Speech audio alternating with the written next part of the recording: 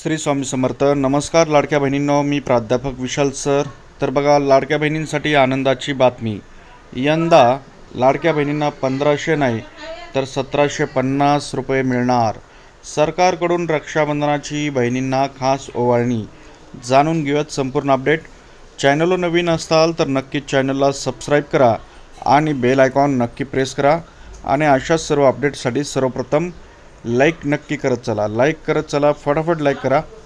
दरवर्षी लाडक्या बहिणींच्या खात्यात 1500 रुपये जमा होतात, परंतु यावेळी 1750 रुपये जमा होणार आहेत. नेमकी काय अपडेट आहे तर फटाफट लाईक करा. आपण जाणून घेणार आहोत याविषयी संपूर्ण माहिती. लाडक्या बहिणींच्या खात्यामध्ये पैसे जमा होतात. काही वेळे एखादा हप्ता जमा व्हायचा राहून जातो, असा बरेच वेळांनी महिलांनी सांगितलेलं आहे. अनेक महिलांच्या खात्यात वेळोवेळी पैसे जमा झालेले आहेत. आता या महिन्यात रक्षाबंधन आहे, सगळ्याला माहिती आहे. रक्षाबंधन आहे, त्यामुळे सरकारकडून महिलांसाठी खास भेट मिळणार आहे. 2 महिन्यांचे एकत्र पैसे मिळणार आहेत. पण महाराष्ट्रापेक्षा मध्य प्रदेशमध्ये महिलांचा जास्त फायदा होणार आहे, कारण त्यांना 1500 रुपये मिळणार नसून या महिन्यात रक्षाबंधन असल्यामुळे वाढीव रक्कम मिळणार आहे. वाढीव रक्कम म्हणजे जवळपास 250 रुपये त्यांना वाढीव रक्कम मिळणार आहे, अर्थातच 1750.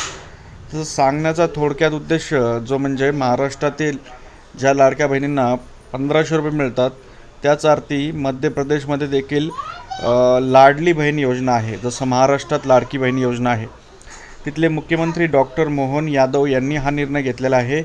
250 रुपये त्यांना यावर्षी जास्त मिळणार आहेत आणि 19 ऑगस्टला त्या महिलांना फायदा मिळणार आहे, असं त्यांनी सांगितलेलं आहे. 250 रुपये वाढीव मिळणार आहेत.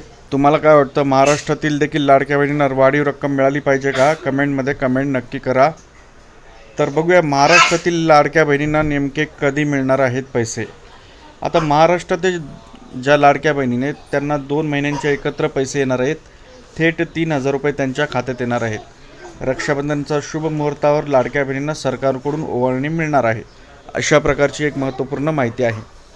मध्य प्रदेशच्या तुलनेमध्ये महाराष्ट्राच्या ज्या लाडक्या बहिणी आहेत त्यांना जरा तोटा बसणार आहे 250 रुपयांचा. तुम्हाला काय वाटतं, महाराष्ट्रातील देखील लाडक्या बहिणींना जरा रक्षाबंधनाच्या वेळेस वाढीव रक्कम भेटली पाहिजे का? कमेंटमध्ये आपला अभिप्राय नोंदवा.